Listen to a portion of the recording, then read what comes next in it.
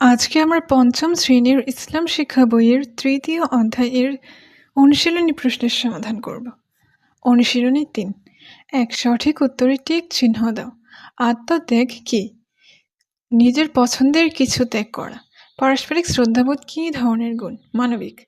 তোমার বন্ধুর সঙ্গে পরম সহিষ্ণুতার গুণ কীভাবে চর্চা করবে? তার মতামত ও দৃষ্টিভঙ্গির প্রতি সম্মান প্রদর্শন করে। দেশপ্রেমে উদ্বুদ্ধ হয়ে আমরা কোন কাজটি করব? দেশের আইন শৃঙ্খলা মেনে চলব। পারস্পরিক শ্রদ্ধাবোধের সুফল কি? সুসম্পর্ক। শূন্যস্থান পূরণ। আত্মত্যাগ আমাদের নৈতিক ও সামাজিক দায়িত্ববোধ জাগ্রত করে। সমাজের প্রতিটি মানুষকে তার নিজ অবস্থান অনুযায়ী সম্মান করতে হয়। আমরা অন্যের মতামত ও দৃষ্টিভঙ্গির প্রতি সম্মান প্রদর্শন করব। দেশপ্রেমে উদ্বুদ্ধ হয়ে আমরা দূষণমুক্ত পরিবেশ বজায় রাখব। পারস্পরিক শ্রদ্ধাবোধ হলো মানুষ হিসেবে একে অপরকে সম্মান ও মূল্যায়ন করা। বাম পাশের সাথে ডান পাশ মিল করুন। নিজের প্রিয় জিনিস বিসর্জন দেওয়া হলো আত্মত্যাগ। নবী রাসূলগণ আত্মত্যাগের আদর্শ স্থাপন করে গেছেন। আমরা সমাজের ছোট বড় সবার প্রতি শ্রদ্ধাশীল আচরণ করব। দেশপ্রেমে উদ্বুদ্ধ হয়ে আমরা দেশের উন্নয়নে অবদান রাখতে পারি। আমরা অন্যের মতের সাথে একমত না হলেও তার মতের প্রতি সম্মান প্রদর্শন করব। শুদ্ধ অশুদ্ধ নির্ণয় করো। নৈতিক ও মানবিক গুণাবলীর চর্চা অত্যন্ত গুরুত্বপূর্ণ। শুদ্ধ। আত্মত্যাগ আমাদের জীবনে দুঃখ কষ্ট বয়ে আনে। অশুদ্ধ। মানুষ হিসেবে সবাই সমানভাবে সম্মানীয় নয়। অশুদ্ধ।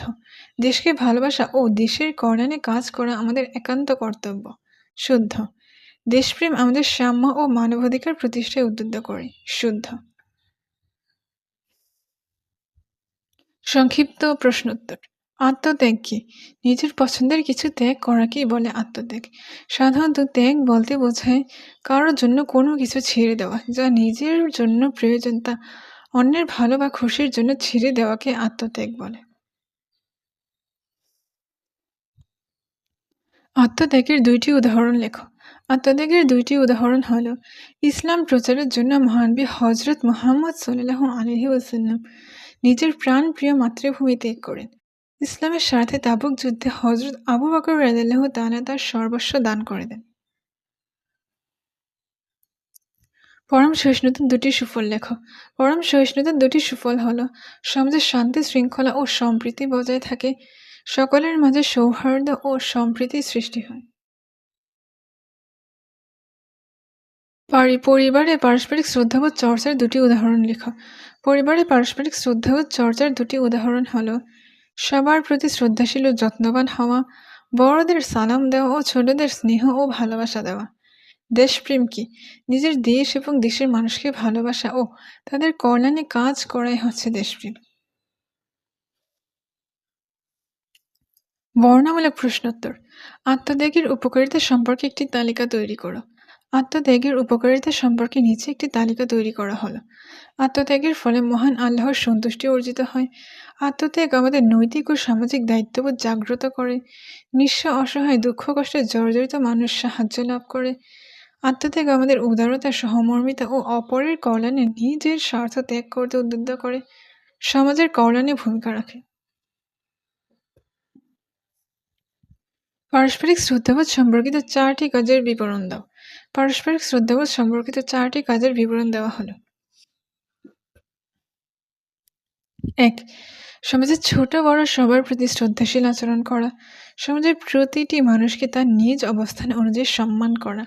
2. বড়দের প্রতি সম্মান প্রদর্শন করা। বড়দের কথা মনোযোগ দিয়ে শোনা, তাদের নির্দেশ মেনে চলা। 3. ছোটদের আদর স্নেহ যত্ন ও সাহায্য করা। 4. আপনজন সহপাঠী ও প্রতিবেশীদের প্রতি বিনয়ী ও শ্রদ্ধাশীল হওয়া। নবী ও সাহাবীগণের দৃষ্টান্তের আলোকে কিভাবে পরম সহিষ্ণুতা অনুশীলন করবে? নবী ও সাহাবীগণের দৃষ্টান্তের আলোকে আমরা পরম সহিষ্ণুতা অনুশীলন করব। আমরা ইসলামের আদর্শে উদ্বুদ্ধ হয়ে অন্যের মতামত ও দৃষ্টিভঙ্গির প্রতি সম্মান প্রদর্শন করব। আমাদের পিতা মাতা ভাই বোন আত্মীয় স্বজন পাড়ার প্রতিবেশী সহপাঠী ও বন্ধু বান্ধব কোনো বিষয়ে আমাদের সঙ্গে দ্বিমত পোষণ করতে পারেন। আমরা তাদের যৌক্তিক মতামত ধৈর্য সহকারে শুনব। অযথা তাদের সঙ্গে তর্ক-বিতর্ক, ঝগড়া ও বিবাদে লিপ্ত হব না। যুক্তিপূর্ণ আলোচনার মাধ্যমে তাদের মতামত সম্পর্কে জানতে চেষ্টা করব। আমরাও যুক্তিপূর্ণ আলোচনার মাধ্যমে আমাদের মতামত উপস্থাপন করব। অন্যের মতামত মনোযোগ দিয়ে শোনার চেষ্টা করব। নিজের মতের সঙ্গে না মিলিয়ে অন্যের মতামত ও অনুভূতির প্রতি সহানুভূতি জানাব।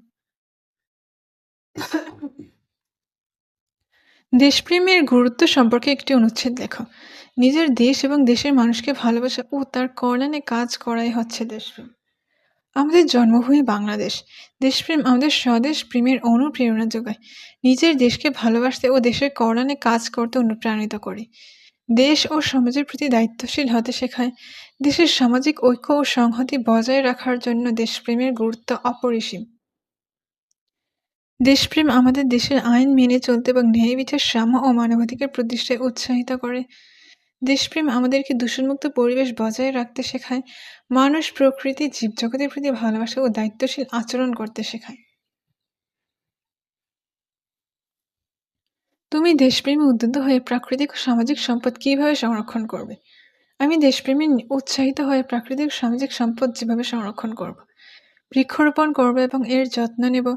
দূষণমুক্ত পরিবেশ বজায় রাখব। যত্রতত্র ময়লা আবর্জনা ফেলব না। পানি, বিদ্যুৎ ও গ্যাসের মতো জাতীয় সম্পদের অপচয় করব না। মানুষ, প্রকৃতি ও জীব জগতের প্রতি ভালোবাসা ও দায়িত্বশীল আচরণ করব।